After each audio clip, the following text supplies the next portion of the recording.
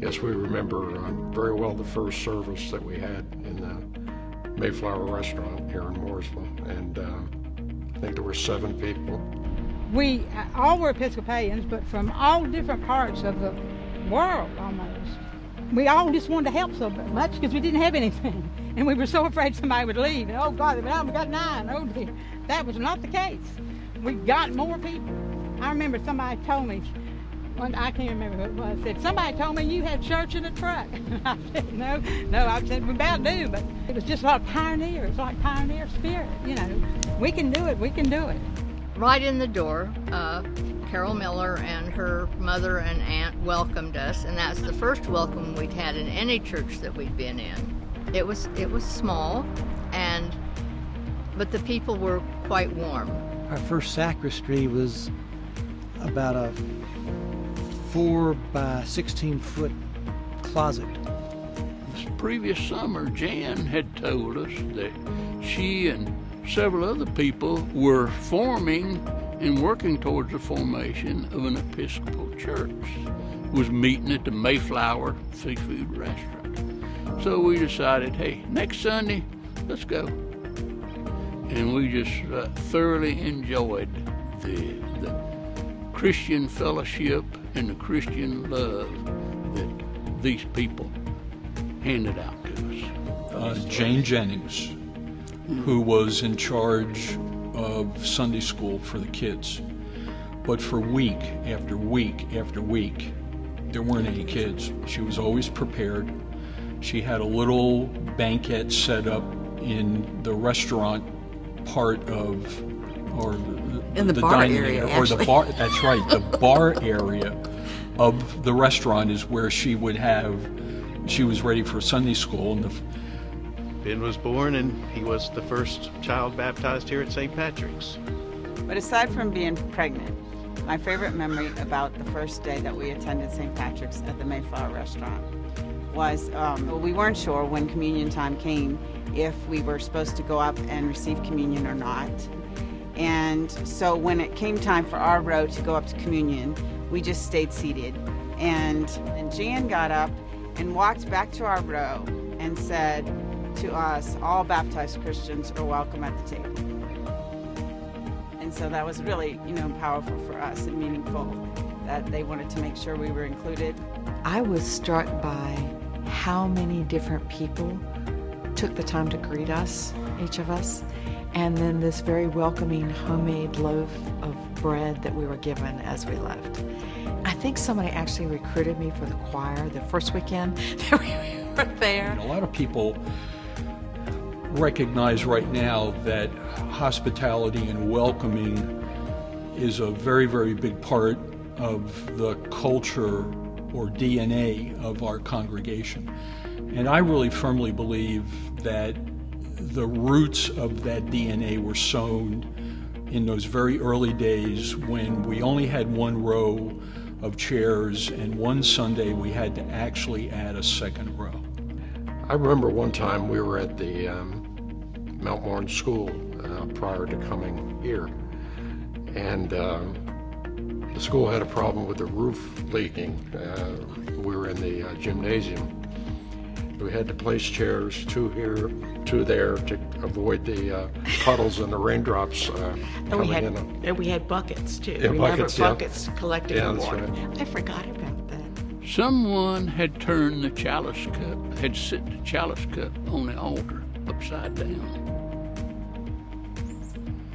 The visiting priest didn't notice that it was upside down. And he filled the little small cup that the chalice normally sits on with wine. And this is what was used during the Eucharist. At the very end, after Eucharist was over, and he tried to consume the rest of the wine that was in the cup. He had red wine running down both sides of his chin. Yeah, I often call us the Church of the Flexibility because you never know what you're going to be dealing with, and that gets us to when on the 4th of July when we went and the YMCA was locked and we had to unload the trailer on the sidewalk. Yeah, we were under shelter. We were. And then the time with the chalice. How flexible is that, to be drinking out of the wrong end of the chalice? And we deal with all those things. I remember the day that, like, the new dollies were delivered to put the chairs on. And, you know, a handful of us were there taking them out of the boxes and putting them together. And we stacked the chairs on and we rolled them up into the, had the big board we used for a ramp of the trailer. And we're like, oh, this is so cool. I mean, it made life so much easier than, like, literally picking up chairs and carrying them out for a while. And a good learning experience, because it just was so evident that we are the church. The building is not the church, but we're the church. We did need chairs, though. I mean, we like to see. Yeah, you needed. Brian came up with this idea of going house to house to evangelize, to make sure that people knew we were here. The woman was obviously not happy and just, kind of leave us alone and just slam the door. About 2 or 3 minutes later, a police car comes. She called the police on us. They've since put no soliciting signs in the neighborhood. Yeah. I served on the building committee for this building. And I remember the first time that they showed up at our building committee meeting with a 3-dimensional replica. And my first thought, and I said it, that looks like a barn.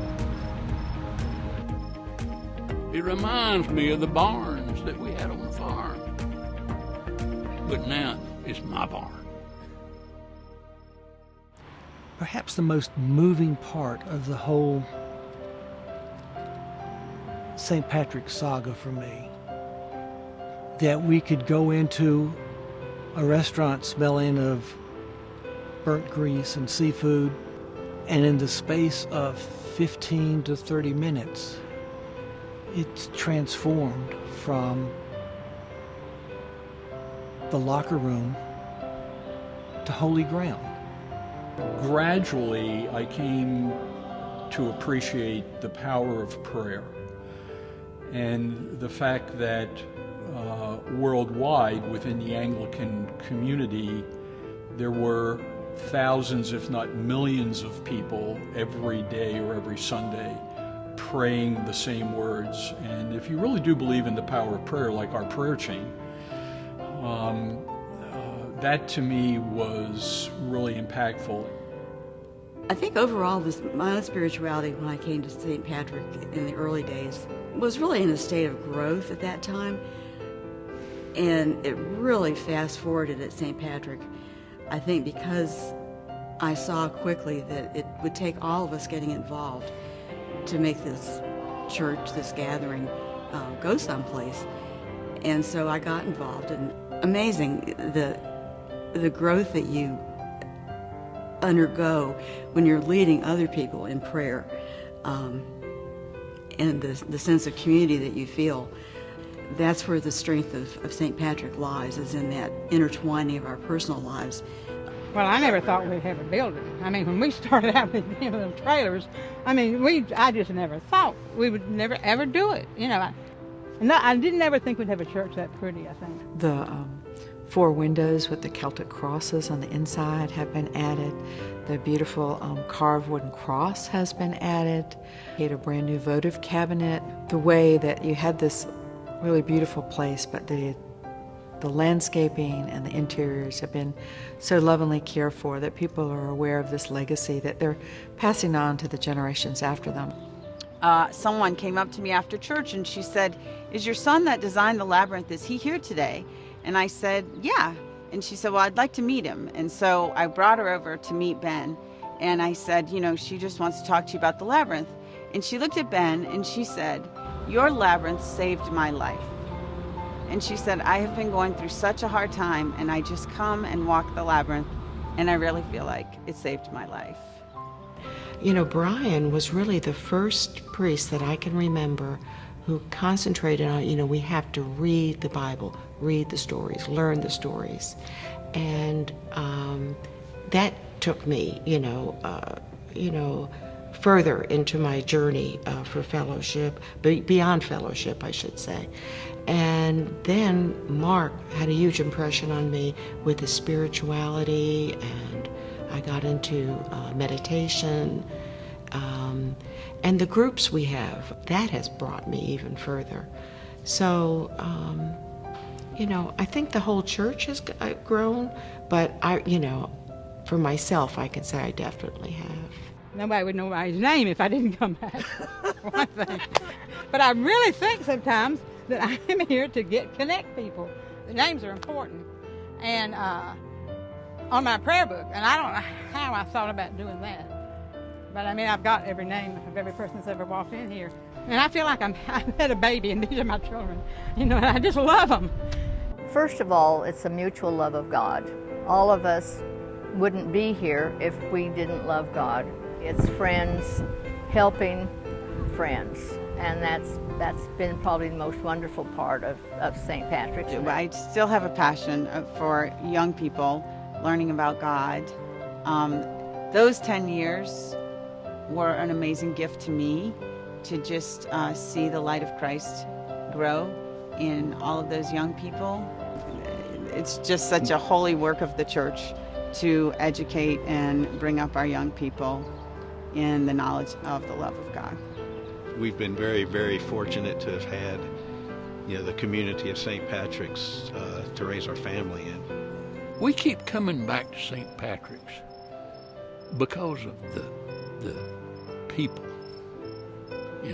the Christian love, the fellowship that we've enjoyed all this time. And we just really love it. As baptized Christians, we are all ministers in God's church, and EFM is just a phenomenal means of being able to establish and build a foundation that allows you to be a minister for God, whether you have a particular passion or whether or not it's just ministering to the people that you encounter on the way. And it's a great way of being able to see God in a secular world. One of the things that has kept us excited and involved at St. Patrick's is our life group. Our group, Seekers, has been meeting now for about 20 years. We're always studying something that we can discuss together, and I think that's the biggest thing. And we study about God, and we're able to openly talk about God, which isn't something that you get with a lot of your other friends. So as people identify their passions, then they become their best selves and they really live out all the gifts that God has given them. And I have seen that the Spirit is already moving in this place. I see this church reach out in mission, and I think we can do even more. So as the future comes towards us and we step into God's future, I think it will be even more mission-minded than it already is. And so this is really home for us, and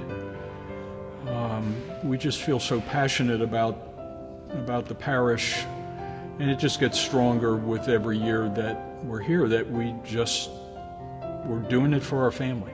And I think I want to keep coming back, and I want to keep doing things for St. Patrick, because I think I can make a difference both for St. Patrick and in people's lives.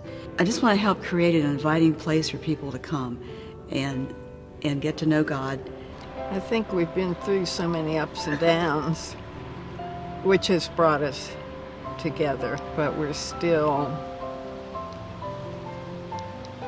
learning and praying and growing and loving all those things together, and that's what brings me back. I think with me there's a certain sense of paying back to the community. When I was in the hospital 5+ years ago with a kidney transplant, at 5:30 in the morning, Mark showed up at the waiting room, and that really meant a lot to me, and I told him so. And then I found out that there were people praying for me every day. So I feel a sense of commitment to that way. So.